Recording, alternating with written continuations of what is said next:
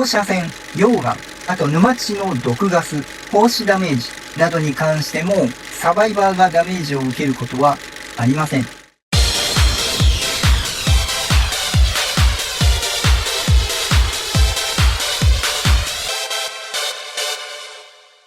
どうもしんです。本日もアークサバイバルアセンディットをやっていきます。本日はですね、超有能新生物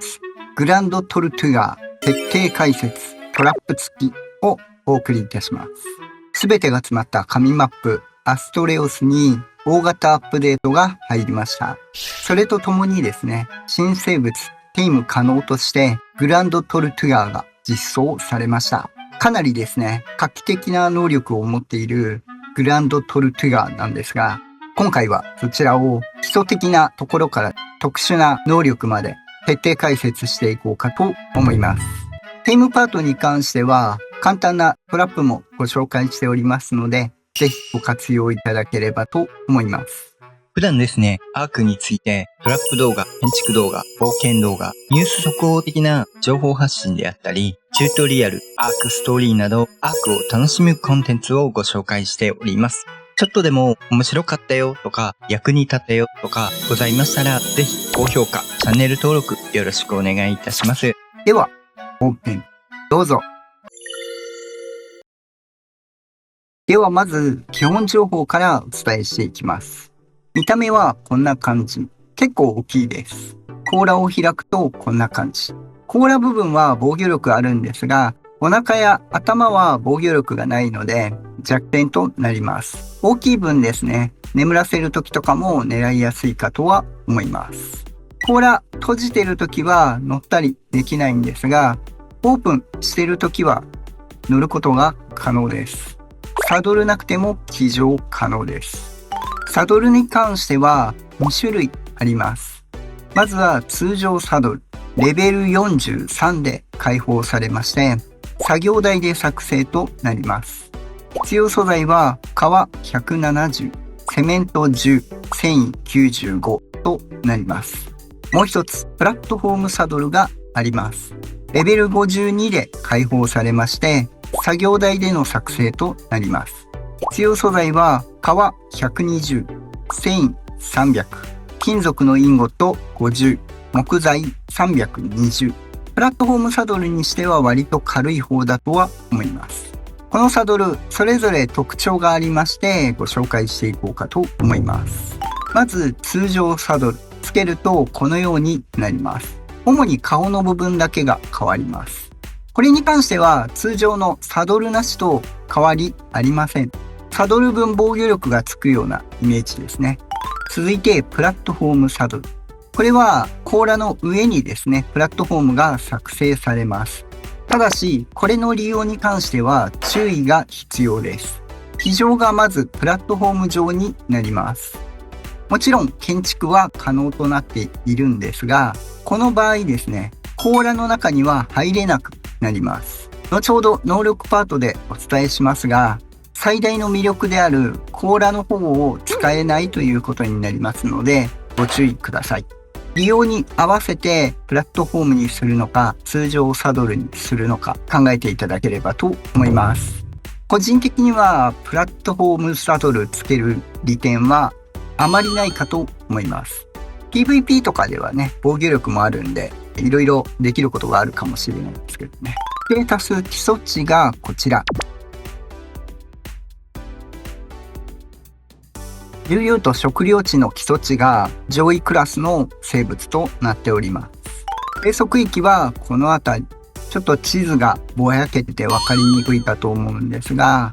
だいたい98、20ぐらいのあたりですね。割と来るとですね、こういった形で特徴的な地形となっておりますので分かりやすいかとは思います。結構な量、天井は湧いております。気質が攻撃的となっておりまして、近づくと攻撃してきます。ただし離れると結構すぐ興味を失う傾向にはあるので、逃げやすくはありますが、ちょっと誘導は難しいかもしれません。続いてブリーディングについてなんですが、負荷を合わせて3日と5時間半ぐらい当倍でかかります。レックスよりは短いですが、通常のアルゲンとか他の生物よりは少し長いイメージだと思っていただければと思います。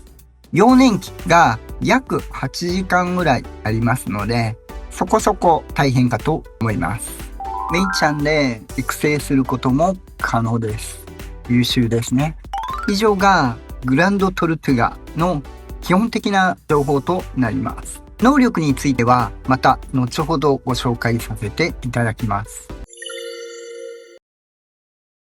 続いてテイムについて。テイムに関しては昏睡テイムとなっております。生息域はこちら。少し地図がボケていますが、だいたい85の80あたり一帯で生息しております。このあたり来るとすぐわかるかと思います。テイムに関してなんですが、一応トラバサミ、ダイ、あとバリスタでチェーンボーラーでも捉えることは可能です。その他、歩行スピードとしてサバイバーの方が移動スピードは速いので、撃ちながら回避しながらですね、アンキロやドエリーのようにテイムすることも可能です。ただ、この一帯少し離れると肉食生物、危険生物が割と生息していたりするので、できれば安全なところでトラップでテイムした方が楽だとは思います。ただですね、体格がでかいので、当チャンネルでも万能トラップいくつかご紹介しているんですが、走破能力も高い分ですね、どちらもなかなか利用は難しいです。一番簡易的に簡単に作れるトラップが後ろでご紹介している全方位型のトラップになるんですが、一応 3×3 マスでも捉えれるんですが、少し入りづらいので 4×4 マスで作っております。一応このトラップもご紹介しておきますね。いろいろトラップ試してみたんですが、おそらく一番軽量で捉えやすいのがこのトラップかと思います。また何かいいのができればですね、別途ご紹介しようかと思います。それではトラップについて。必要素材はこちら。柱が8本、屋根が8枚以上です。ただし、少し傾斜の部分もありますので、2、3本柱は多めに用意しておいた方がいいかと思います。実際作っていきますね。まず柱。傾斜があるところでは、傾斜の一番高いであろうところに、そのままの高さで貼ります。これは高くしてもいいですが、割と傾斜があるので、普通の高さでいいです。そして柱を横向きに3つ。ここから先が貼れなくなるので、一旦柱を立てて4本目を貼ります。そこに柱を立てます。ここは回収していただいてということになります。今回はちょっと壊しますね。ただ柱を横向けたりとかめんどくさい人に関しては、間隔取り用に別で壁を用意して4枚貼ります。3枚目のところに柱立てて4枚目に柱を貼る。あとこっちは回収してしまうという手段を取っていただくと、比較的柱を切り替える面倒がないので楽かとは思います。お好みで 4×4 マスのところに柱を貼ります。そしてもう1本柱をそれぞれ立てます。傾斜がある場合はこの下にさらに貼らないといけない場合があるので、そこだけご注意いただければと思います。次にスロープ。これに関してはですね、柱にスロープを貼る場合、てっぺんから右側にスロープが出ます。なので、一旦右側にスロープを貼ってから左に貼って、これを回収。そしてここに貼る。これを4回繰り返します。これでスロープが8枚で余分に持たなくても設置することができます。もちろん多めに持ってきて設置しても問題はないです。以上です。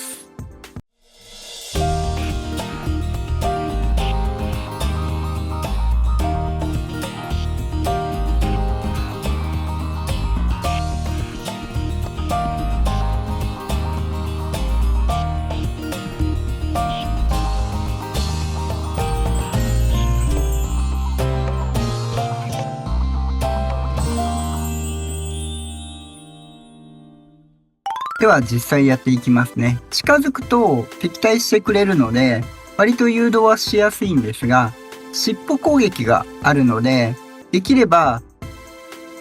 麻酔矢打ちながらですね、誘導していただくと、ヘイトも切れずに誘導しやすいかと思います。あ、引っかかった。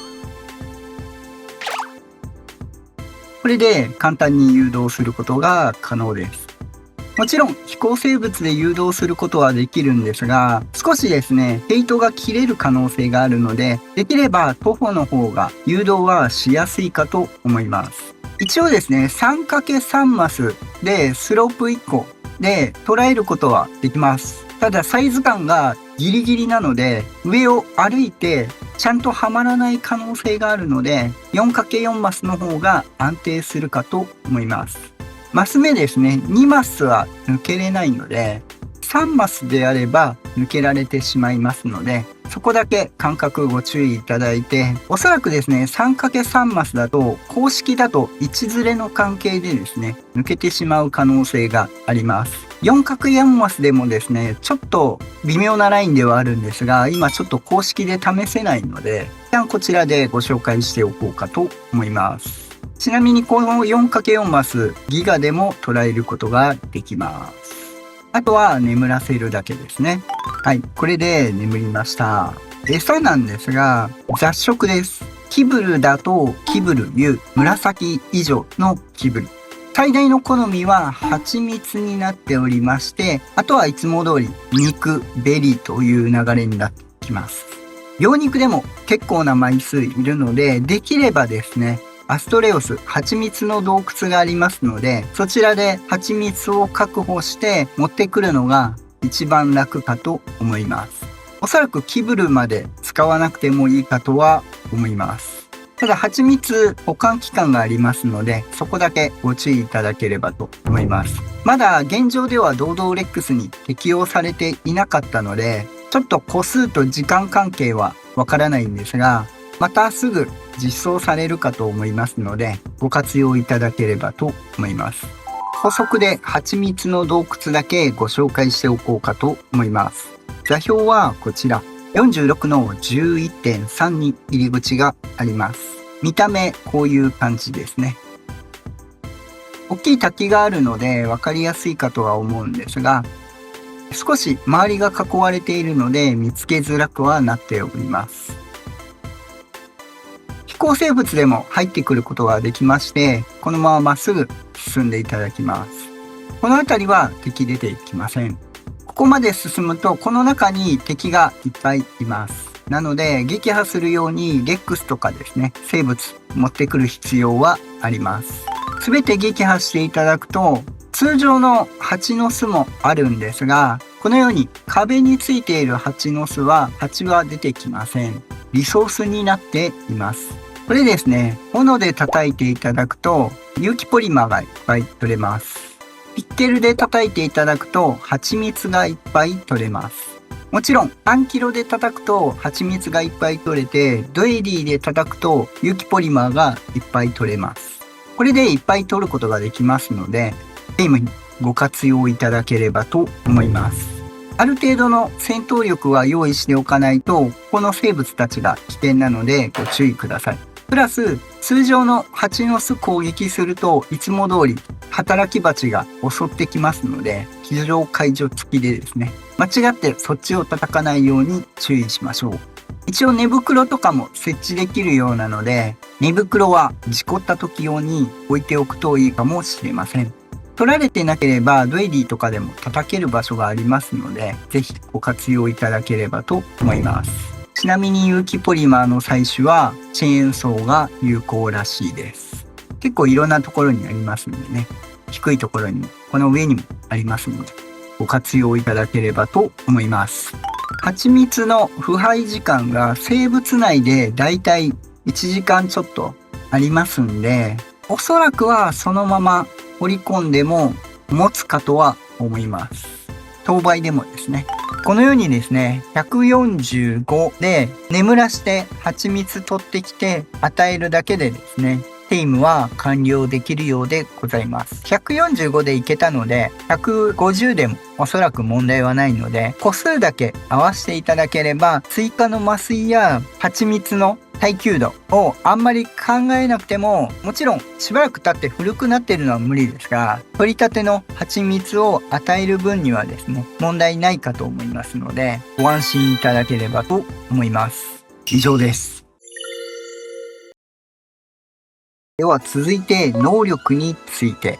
少し癖があるんですが、まず大きな能力としては2つあります。後ほど一つ一つ詳しくご紹介させていただこうかと思います。基本の操作に関してもですね、ちょっと癖があるので、まずはその辺を詳しくご紹介させていただこうかと思います。先ほどもご紹介しましたが、トルトゥガー、サドルがなくても騎乗することができます。通常のサドルはつけてもあまり大きく変わらないんですが、プラットフォームサドルをつけると甲羅内に入ることができません。今回プラットフォームの方は省略させていただきます。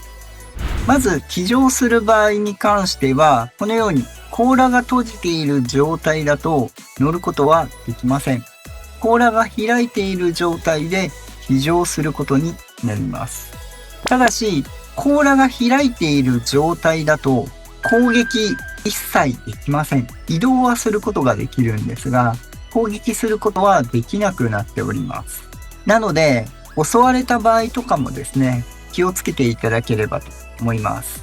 急いで乗って反撃しようとしてもですね、すぐはできないのでご注意ください。まずはこの甲羅を閉じる必要があります。右側に出ておりますが、特殊ボタン、C ボタンですね。パッドとかだと R3 押し込みとかになっているかと思います。この状態で初めて攻撃できるようになります。では通常の攻撃。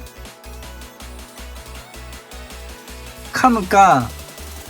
ヘッドバットですね。をするということになります。あまり攻撃範囲は広くありません。続いて尻尾攻撃ですね。メインはどちらかというとこちらになるかと思います。攻撃手段は以上です。ちなみにこの攻撃に関してですね、グラントゥが一切採取能力を持っておりません。雑食なんですが、草とかも荒れないのでご注意ください。採取できるのは1種類のみとなっております。後ほどご紹介しますね。そして能力としてですね、このように水陸両用となっております。移動スピードは思ったより遅くないスピードですね。ちょっと大きいのでゆっくり見えるかもしれないんですが、速いとは言えないんですが、結構スピードあります。水中に入りますと、このように泳いでくれるんですが、酸素が減りません。これもちょっと後ほどご紹介させていただきます。絡まれてもですね、基本的に尻尾攻撃していれば防御力もありますんでね、ある程度のレベルがあれば脅威にならないかとは思います。泳いでいる場合なんですが、PC の場合 X ボタンを押していただくと水中を歩くことができます。もう一回押すと泳ぐということになるんですが、これですね、基本的にコントローラー X に振り分けられているボタンがないので、ちょっとコンソール版の人だともしかするとないかもしれません。ちょっとボタンが分かりかねてしまうので、もしコンソール版とかされていてボタンが分かるようであればコメントいただけると助かります。噛みつきと尻尾攻撃が基本アクションとなって水陸両用でそこそこのスピードで泳げるということになります。続いて特殊能力その1として黒真珠なんですが、トルトゥガ黒真珠の採取効率とともになんと重量軽減があります。その軽減率 90%。 まず採取に関してはですね、このように黒真珠2種類のリソースがあります。この貝タイプのものですね、これに関しても採取することができます。そしてこのように通常であればサバイバーで330重量がトルトゥガーに入れると33、90% オフとなります。これはかなり重量が高い黒真珠に関してはありがたい能力になります。特に水陸両用なので、地上でも持ち運ぶことができます。黒真珠の引っ越しであったり、またテック装備とかですね、いっぱい黒真珠使う場合の移動であったり、拠点内の移動でもちょっと体でかいんであれですが、かなり便利になると思います。黒真珠にはこのように壁に貼り付いているパターン、大きいパターンですね、もあります。こちらも同じく採取することが可能です。ただしですね、同じようにこのように壁に貼り付いている真珠に関しては取ることができません。トルトゥガーですね、採取できるのは黒真珠のみになっておりますので、ご注意いただければと思います。海藻とか岩とかですね、何も採取できないので、黒真珠しか採取することできませんので、ご注意いただければと思います。このように死体の採取に関してはできるようなので、ご安心いただければと思います。主に肉食という性質ですね。では続いてメインの能力である非常者の保護というところがあります。これ結構いろいろ能力を持っていてですね、気づいてない能力もあるかもしれないんですが、一個ずつご紹介していこうかと思います。まず騎乗できるのはサバイバーとプラス補助席に3人乗ることが可能です。この保護に関しては4人とも保護されます。通常ですね、補助席ある恐竜たちに関してはですね、騎乗者は守られているんですが、補助席に座っているサバイバーに関してはダメージが通っています。ただし、トルトゥガーに関してはですね、補助席に座っている子もカバーされます。まずそこが大きく違うところとなります。ただし、保護に関しては、このカバーを開けている状態だと受けれないので、あくまでカバーを閉じている状態でないと保護を受けることができません。そして通常のダメージが通らないというところを除いて特殊な保護能力が5つあります。1つは騎乗解除を受けません。なのでクニダリアなど騎乗解除攻撃を持つ生物たちの攻撃に対しても保護されます。クニダリアのしびれはですね、トルトゥガ自体受けるんですが、騎乗解除されることはないので、これに関してはですね、クニダリアに対しても割と耐性があるということになります。一応トルトゥガ痺れるのは痺れるので、無効にしてるわけではないのでご注意ください。その他の騎乗解除攻撃に関しても受けることはありません。続いて PVE ではあまり効果感じないとは思うんですが、火炎放射器、爆発物、テックライフル、テックタレットのスプラッシュダメージ、または一般的な爆発物などの武器に関してのダメージを受けることがありません。またサバイバーのみターゲットにしているオートタレットみたいなものの対象にもなりません。要はそこにサバイバーがいないという対象になりますので、サバイバーのみを狙っているものに関しても影響を受けないということになります。